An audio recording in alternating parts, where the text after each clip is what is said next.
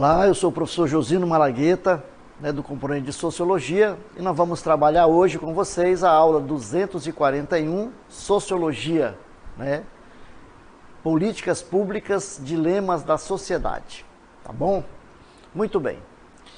Então vamos tratar das políticas públicas, é uma continuação da aula anterior, onde nós trabalhamos e demos uma pincelada aí sobre o conceito de política pública, o que é política pública, e hoje nós vamos trabalhar então como que elas se estruturam, como é que essas políticas se estruturam, certo? E também outros temas a mais, como a questão da cidadania, já que nós trabalhamos que é políticas públicas, dilemas da sociedade, e a questão da cidadania, tá certo?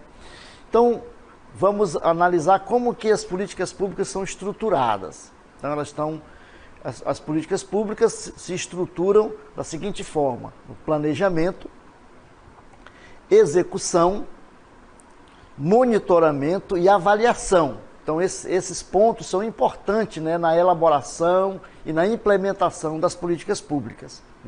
São encadeados de forma integrada e lógica, da seguinte maneira, da seguinte forma. Primeiro, então nós temos um plano, são os planos, o planejamento, não é isso? O planejamento, ele estabelece diretrizes, prioridades e objetivos gerais a serem alcançados em períodos relativamente longos. Então a política pública é algo que não é de um dia para o outro, ela tem um distanciamento, ela tem um período mais alongado, não é isso? Então você vai planejar. Uma política pública, ela precisa ser planejada, não é isso? Você vai ter as demandas, e essas demandas são planejadas, e aí se elabora, faz todo um planejamento para que os governos, tanto o governo estadual, federal e municipal, apliquem essas políticas, Então, ponto 1, planos. Depois, 2, programas. É importante que as políticas públicas também tenham um programa. O que significa isso? Esses programas, eles estabelecem objetivos gerais e específicos focados em determinado tema público, conjunto, institucional ou área geográfica. Então vejam, se nós temos um problema de seca, então vamos lá criar políticas públicas para minorar essa questão da seca. Então ali é uma questão geográfica. Então você vai planejar, por exemplo, se for no Nordeste, então você vai planejar no Nordeste políticas que vão atender aquela questão da seca. Então vejam lá, então é preciso que isso seja programado. Então você vai elaborar de forma objetiva e clara, certo? Muito bem. Terceiro, as ações. O que são as ações? Elas visam ao alcance de determinado objetivo estabelecido pelo programa. Então você vai determinar as ações. Como que nós vamos fazer isso? Como que você vai chegar àquela questão, àquela demanda que está colocada? É preciso então você agir. Então, vejam lá, visam ao alcance, visam alcançar determinados objetivos. Claro que a política, quando ela é planejada, ela vai criar objetivos. No caso, por exemplo, atender, no caso que nós demos exemplo aqui, a questão da seca. Então, qual é o objetivo? É diminuir ou minorar a questão da seca naquelas regiões. Então você vai, por exemplo, criar poços artesianos, você vai desenvolver cisternas para a captação de água da chuva, para que aquelas comunidades sejam atendidas pela questão da água e venha diminuir a questão dos efeitos da seca naquela comunidade, naquela região, certo? Muito bem. E o quarto ponto são as atividades, a atividade. Visa dar concretude à ação. Você vai, então, realizar, de fato, vamos construir, então, as cisternas. Depois de você planejar, analisar tudo, nós vamos, então, agora agir. Vamos criar, desenvolver a cisterna, para que, ou então furar poços artesianos, etc. Então, vejam lá como que a política não pode ser feita do dia para a noite. Ela é pensada, ela é elaborada, ela é desenvolvida e, a partir daí, então, ela é implementada, ela é colocada em prática, certo? Muito bem. E por quem e como são formuladas essas políticas públicas? Então, vejam lá. Então, tem atores importantes que atuam na elaboração dessas políticas. Então, elas são definidas no poder legislativo, né? O que insere os parlamentares, como os vereadores, os deputados federais, os senadores, deputados estaduais, que vão aí processar essas políticas. Mas também o poder judiciário, o poder executivo, né? O poder executivo que as coloca em prática. Então, ela pode surgir tanto no legislativo como um todo, e o executivo põe em prática, mas o executivo também pode levar essa demanda para o legislativo, e aí se cria a lei, se determina as políticas e elas são então implementadas. Porém, existe um elemento fundamental nesse desenvolvimento de políticas públicas. Nós já falamos do poder legislativo, do poder executivo, né, que está aí, no caso, o presidente da República, o governador, os prefeitos são poder executivo. Falamos do poder legislativo, né, dos deputados, senadores e vereadores, mas existe um elemento importante nesse processo das políticas públicas, que é a sociedade civil organizada, né, e seus vários grupos, como imprensa, né, grupo de sindicatos, dentre outros, além que essa sociedade civil, além de oferecer as demandas, também acompanha o processo de sua implementação e de avaliação. Então veja lá, esse é o elemento fundamental na questão das políticas, porque a sociedade civil ela vai sentir a necessidade e ela vai então procurar quem? O poder constituído, que é ou o poder legislativo ou o poder executivo, que desenvolver a política e vai implementar. Mas a sociedade civil ela vai acompanhar, é importante que ela acompanhe esse processo, certo? É tão importante a sociedade civil nessa questão das políticas públicas, né, que ela tem leis específicas que determinam e possibilitam esse acompanhamento. Então, veja, quem garante a participação da sociedade civil organizada nas políticas públicas? Vejam lá. Direito garantido pela Lei Complementar 131, sancionada em 2009 pelo então presidente Lula, também conhecida como Lei da Transparência. Essa lei possibilita que a sociedade civil participe das políticas públicas, tanto na elaboração como na avaliação e no acompanhamento para ver se realmente essas políticas estão sendo implementadas. E como se faz isso? Como que a sociedade civil pode participar desse processo? Através dos conselhos municipais, né, dos conselhos estaduais e dos conselhos federais. Então, a partir desses conselhos, a sociedade civil organizada vai participar, certo? Muito bem. Então, quais são os atores envolvidos? Os atores envolvidos nesse processo de elaboração das políticas públicas. Vamos ver. Os autores envolvidos na elaboração das políticas públicas podem ser agrupados em os chamados atores estatais, né? São aqueles que exercem funções públicas no Estado. Ou pode ser os funcionários públicos, ou podem ser também os políticos que foram eleitos para isso, né, constituídos. Estão chamados de estatais, né? São os atores estatais. E os atores privados. Quem são os atores privados? São aqueles que não possuem vínculo direto com a estrutura administrativa do Estado, mas eles trazem demandas para os atores estatais, que são os políticos, né? Ou os executivos que trabalham diretamente no Estado. Então, a sociedade civil, os privados, né, os atores privados, nós podemos dizer que são que é a sociedade civil organizada, a partir dos movimentos, a partir das associações, etc. Muito bem? Então aí a gente definiu como que ela se estrutura e agora vamos ver exemplo de alguns tipos de políticas públicas, certo? Vamos lá, o primeiro que vamos trazer para nós conhecermos e analisar é as chamadas políticas distributivas. O que são as políticas distributivas? São aquelas que alocam bens e serviços a frações específicas da sociedade, a um grupo que está ali necessitando no momento. Quem é que financia essa política pública? A sociedade, mediante recursos, por meio de orçamento público. E essa política ela enfrenta pouca resistência. Por quê? Porque ela não demanda muito recurso, né, da sociedade civil.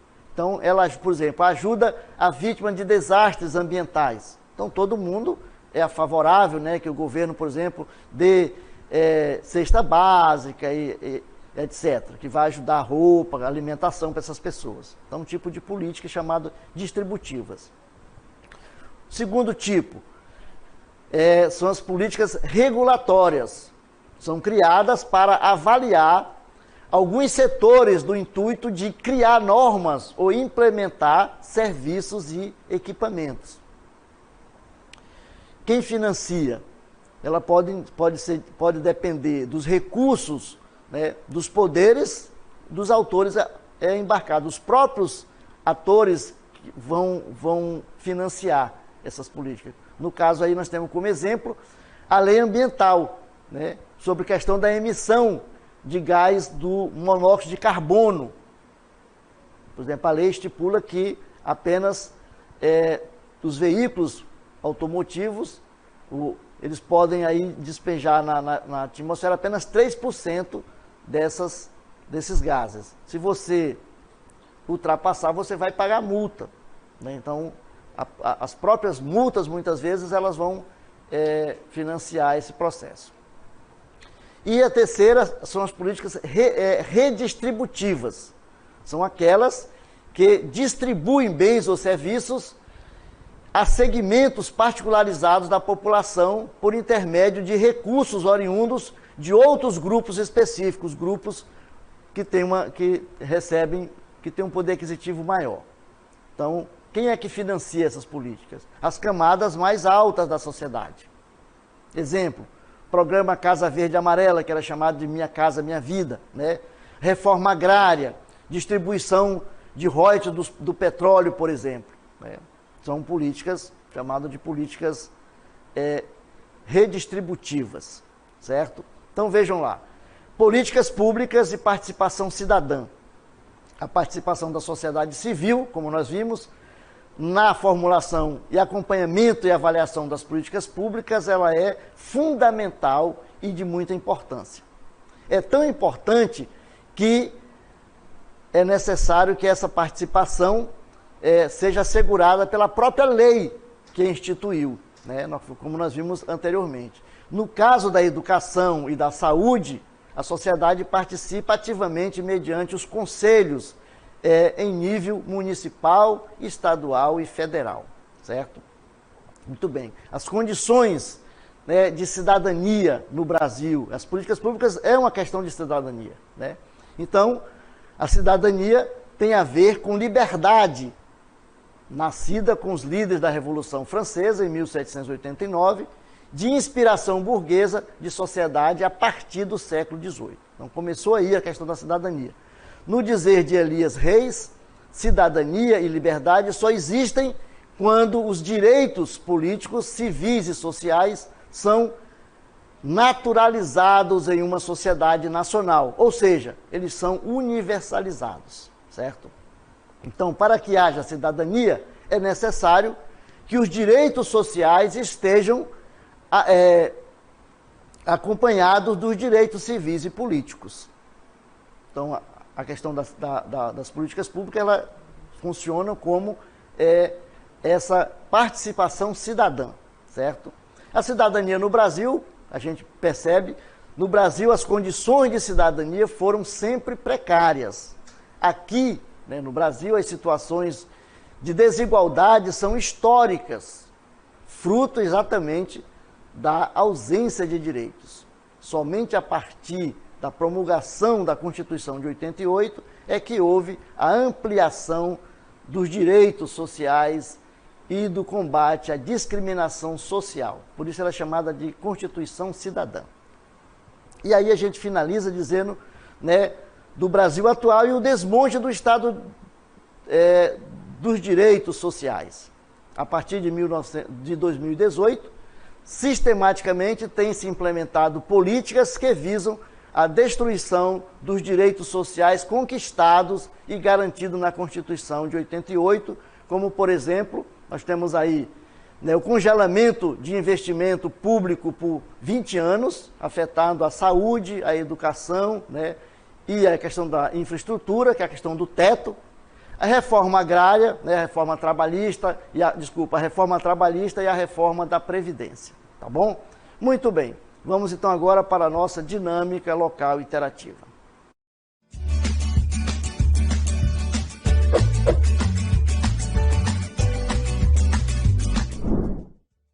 Muito bem, nós temos aí duas questões que vocês vão ler com atenção e vão responder, que daqui a pouco a gente volta para analisar.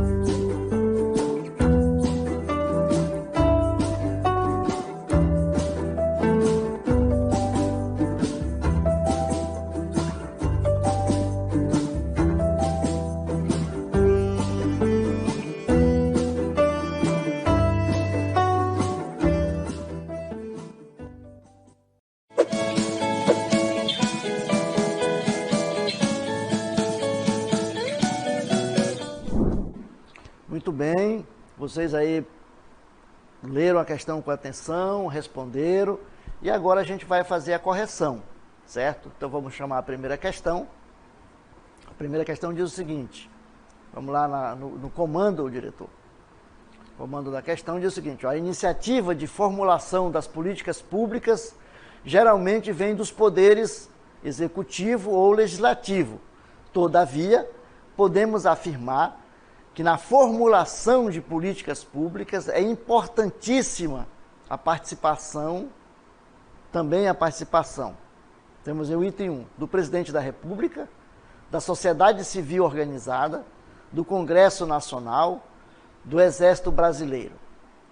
Aí nós vamos lá para das afirmativas anteriores, apenas o item 1 é verdadeiro, apenas o item 2 é verdadeiro, apenas o item 1 e 4 são verdadeiros, apenas o item 2 e 3 são verdadeiros e apenas o item 2 e 4 são verdadeiros. Então, quem respondeu, vamos ver quem respondeu aí, diretor? Os nossos alunos. Aí a nossa aluna Maria Ruda, ela respondeu que na questão 1, a letra correta é a letra B, não é isso? Muito bem, Maria Ruda. Você respondeu aí a letra B, ela é da Escola Estadual Vicente Teles de Souza, né? Então, nosso Vicente Teles participando aqui conosco. Ah, a Poliana, mais a Poliana, né? Também participou, a Poliana também colocou a letra B. Muito bem. Então, nós temos aí a Maria Ruda e a Poliana que participaram e colocando aí como alternativa correta a letra B, certo? Muito bem, vamos ver então se elas estão corretas e outros nossos alunos também aí se acertaram. Muito bem, realmente as nossas alunas acertaram a questão porque elas colocaram aí, marcaram, assinalaram a letra B. Vejam, a contribuição dos poderes executivo e legislativo são fundamentais para a elaboração das políticas públicas, nós colocamos, né, isso aí. Contudo, é importantíssimo que a sociedade civil organizada participe dessa elaboração para as demandas das necessidades que se impõem e que necessitam de atendimento do poder público. Então, o poder executivo e o poder legislativo, eles são importantes, porque eles vão elaborar e vão criar a lei da política pública. Porém, essas demandas, elas têm que vir de onde? Da sociedade civil, porque é a sociedade civil que vive, né, essa situação.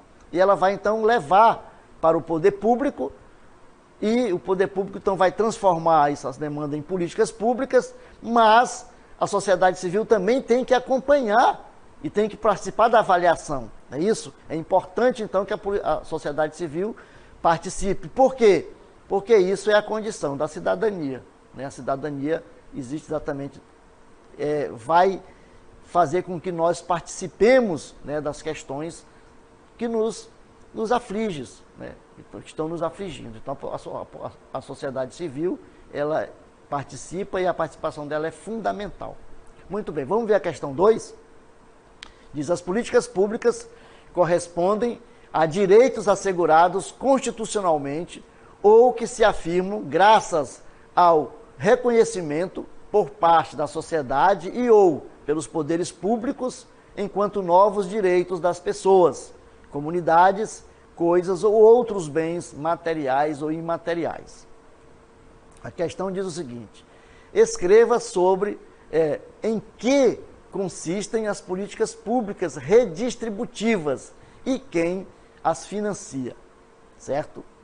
Então essa é uma questão aberta, subjetiva, mas que o aluno poderia, né, o estudante poderia muito bem escrever a respeito das políticas públicas redistributivas, dizendo o seguinte, que elas são ações que têm por finalidade redistribuir a renda em forma de financiamento em serviços e equipamentos e na forma de recursos. Seu financiamento se dá pelas camadas sociais mais altas da sociedade, conforme exposto na aula, como, por exemplo, política de habitação, Minha Casa Minha Vida, ou agora chamado de Casa Verde Amarela, né? Então, o governo transformou essa política pública de habitação. Quem financia é quem ganha mais, né? Vai, com os impostos que o governo arrecada, ele vai financiar aquelas classes menos abastadas e elas então vão poder adquirir a sua casa própria pagando juros menores, né? Então, por isso que são chamadas de políticas públicas habitacional, não é isso? O governo vai então subsidiar, né, aqueles que ganham menos para que eles possam ter a sua moradia com dignidade. Então vejam, isso que nós trabalhamos aqui com vocês são chamados de políticas públicas. E não esqueçamos que as políticas públicas são importantes para a sociedade, né? Porque elas não são de governo, as políticas públicas são de Estado.